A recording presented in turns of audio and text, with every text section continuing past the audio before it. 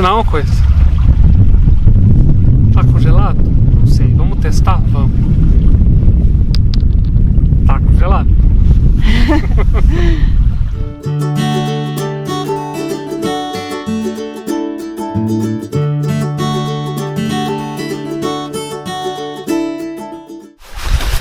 Oi gente, tudo bem? Como prometido, aqui está o vídeo das perguntas e respostas. A gente vai tentar responder da melhor forma possível aqui de cima dos Alpes suíços. Um bônus extra. Então vamos lá. Primeira pergunta. Vocês poderiam me explicar o que vocês fazem realmente e como funciona? Como essa pergunta foi colocada embaixo de um vídeo nosso, eu acho que a pessoa quis dizer com relação aos vídeos, né, da internet. Não tem nada a ver. Mas para garantir eu vou responder as duas coisas. No YouTube, o que a gente tem feito são vídeos para falar principalmente sobre adoção e fertilidade, basicamente a nossa busca pelos nossos filhos, que a gente já está casado há quase 10 anos e nós ainda não conseguimos ter filhos.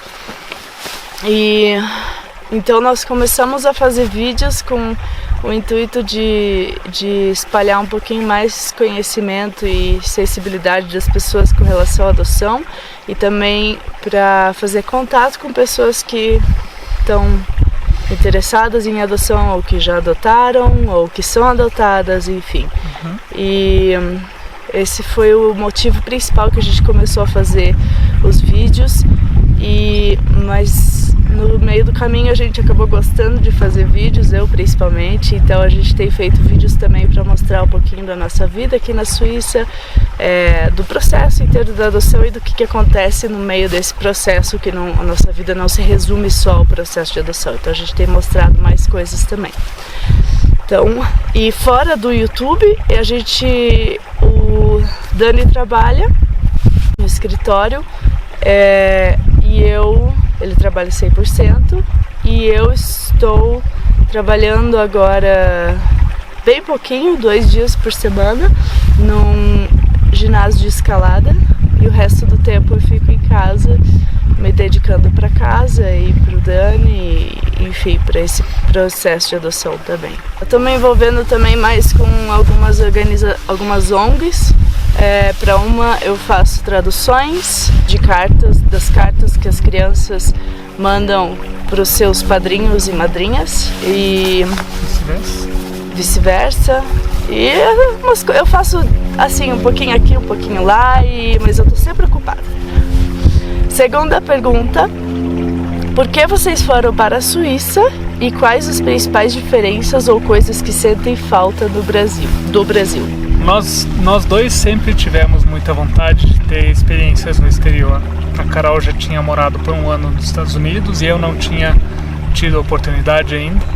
E depois que nós casamos, essa vontade já existia em nós dois há muito tempo e a gente começou a pensar nas possibilidades e também nos países que fariam sentido. E pelo fato da Carol ser suíça, fez sentido a gente vir para cá, também porque nós dois temos primos que moram aqui, temos amigos que moram aqui, eu tenho amigos que eu conheço há mais de 20 anos que são vizinhos nossos quase, por coincidência. Então isso tudo incentivou a vir conhecer a Suíça e conhecer as origens da família da Carol. E é isso. E hoje o Dani é suíço também, vocês viram no outro vídeo, né? Ele virou suíço, ganhou cidadania. Pergunta número 3. Você não respondeu o restante. Ok. As diferenças e o que sente falta do Brasil. Quais as principais diferenças? Vou falar uma só, principal diferença para você. Qualidade de vida. A gente percebe, por exemplo, onde a gente está aqui, tem muitas e muitas e muitas opções para se fazer na natureza, até onde a gente mora, que inclusive não custa nada, custa só o tempo de sair de casa e fazer alguma coisa. E isso traz um benefício muito grande. Para mim a principal diferença não sei se é a principal diferença, mas é a diferença que eu mais dou valor. É isso que o Dani falou um pouquinho rapidinho, é que a gente tem natureza por tudo, não importa onde você mora, você sai de casa, você tá na natureza. Isso pra mim é muito importante, isso que pra mim traz a qualidade de vida que a gente tanto preza aqui. E claro, daí tem aquelas coisas de segurança, liberdade, etc, etc. Mas enfim. E o que a gente mais sente falta do Brasil? Família. De vez em quando dá uma louca por uma comida específica, uma coisa aqui, uma coisa dali, mas família é o que mais a gente sente falta. Tá, agora vem as um pouquinho mais longas. Se o processo de adoção demora e custa tanto quanto ou até mais do que fazer um tratamento, uma fertilização in vitro, por exemplo, que é o que nos foi indicado para fazer, por que vocês escolheram adotar mesmo assim? Responder. Por que a gente escolheu adotar? Primeiro porque eu acho que é um desejo que já estava dentro da gente, mesmo antes da gente casar. Antes da gente casar, a gente já falava, se a gente tiver dificuldade para engravidar um dia, a gente prefere investir tempo e dinheiro numa criança que já existe do que tentar fazer tratamento e tudo mais. E isso é uma escolha muito pessoal. Não estou falando que de forma alguma que é a coisa certa a fazer e que tentar fazer tratamento é errado ou que nada a ver. É muito pessoal. Por isso eu acho que a adoção, eu sei que a adoção não é para todo mundo. Eu acho que a adoção é uma escolha tão pessoal e é uma escolha. Deve ser uma escolha, sabe? Não uma coisa que você faz porque se sente mal pelas criancinhas órfãs ou que você faz porque você sente que tem uma obrigação social, enfim. Inclusive é uma vontade que a gente já tinha, mesmo antes de saber que a gente não ia engravidar. A gente sempre falava que queria adotar, mesmo tendo filhos biológicos também.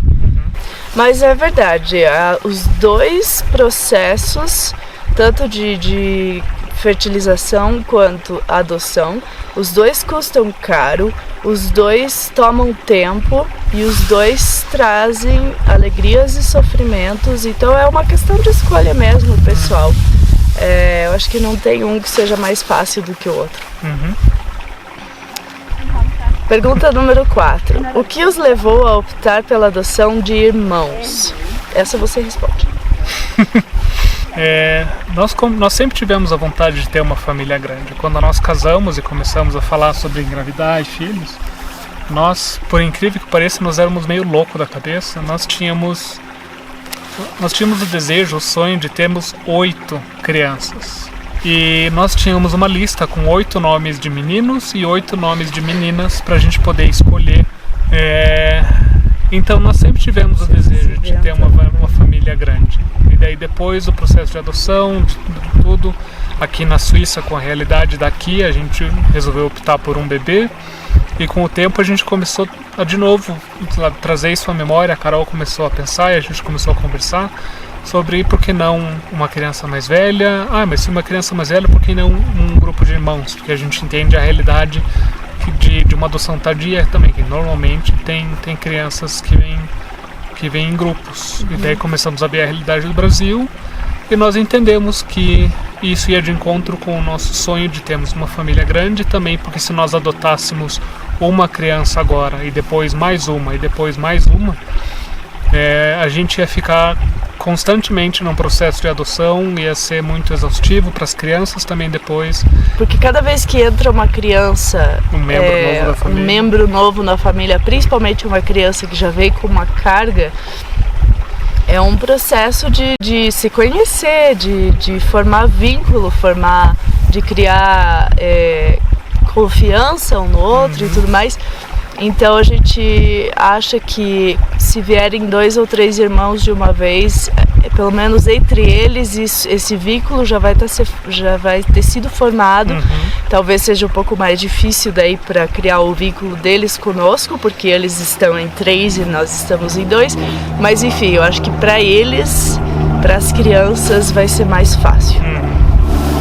E a gente não vai precisar passar de novo por todo esse processo, porque daí a gente já vai ter, talvez a gente já tenha daí todos os filhos que a gente queira ter. Tá, e a última pergunta: percebi nos vídeos de vocês o amor, o carinho que vocês têm pelos meninos. Os meninos agora está se referindo aos meninos que a gente de férias. Recebe nas férias de vez em quando lá em casa, nos finais de semana. Tem um monte de vídeo deles aí. Como fica a questão psicológica ou emocional nossa com eles, e eu acho que deles com a gente também, e como que a gente faz para não vê-los ou não colocar eles no papel, no lugar de filhos? Boa pergunta. Difícil de responder. Difícil até pra gente de lidar, eu acho. A primeira vez que eles foram lá em casa, eles ficaram 2 semanas. E eu acho que foi a vez mais difícil, né? Pra dizer tchau. Depois que eles foram embora, a gente passou dias chorando ainda, meio deprimido, porque foi muito difícil. Mas eu acho que depois, assim, as próximas vezes que eles vieram, foi melhorando isso. Essa parte da gente entender que eles não são nossos filhos, eles não vão ser nossos filhos. Mas eu acho que, assim, por um lado tem ficado mais fácil, porque na minha cabeça, pelo menos agora isso tá claro, eles não são nossos filhos e ponto final. Por outro lado, tem ficado cada vez mais difícil, porque a gente obviamente cria um vínculo cada vez maior e não tem como voltar atrás agora. Parece que tá chegando num ponto assim que a gente tem uma amizade formando uma amizade com eles tão grande, tão profunda, que não tem mais como dizer agora nós não temos mais disponibilidade para recebê-los ou sei lá o que. Confiança e liberdade, tudo junto também. Eu acho que essa viagem que a gente fez com eles também para Sardenha, isso mudou, assim, aprofundou bastante o nosso vínculo com eles. E então, nesse sentido, é cada vez mais difícil. E eles mesmos têm, para eles, o nosso apartamento é uma segunda casa para eles agora. Então a gente faz questão, assim, de às vezes mencionar, quando nós adotamos, sobre a adoção, quando a gente adotar, quando as crianças chegarem e tudo mais, que eles vão ter mais criança para brincar, que eles vão poder vir ainda mesmo assim e tudo mais. Mas a gente tem a sensação de que eles acham que o quarto vai ser o deles ainda, e que os nossos filhos, sei lá onde vão ser visita, ou sei lá onde é que eles vão ter que se empilhar no outro quarto de visita, ou sei lá o que. Então, isso é uma coisa que a gente ainda não tem uma resposta, infelizmente, sobre como lidar com isso. O que a gente tem feito é sempre falar com eles abertamente, eles sabem que a gente quer adotar, mas como vai ser, eu não sei. Também não sei. A gente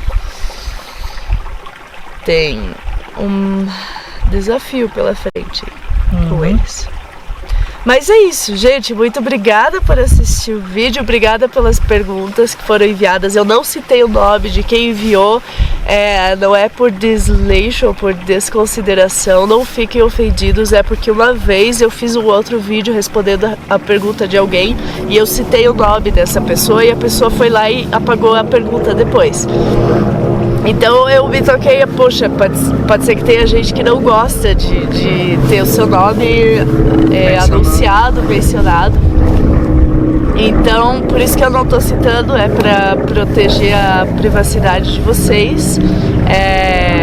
Mas a gente ficou muito feliz com cada pergunta, a gente valoriza cada um de vocês, quem não mandou pergunta também. E é isso aí, se você tiver mais alguma pergunta pode deixar nos comentários, a gente pode tentar fazer mais vídeos no futuro sobre perguntas e respostas. E agora a gente vai curtir um pouquinho o nosso dia aqui na montanha. Beijão pra vocês e até o próximo vídeo. Até. Tchau.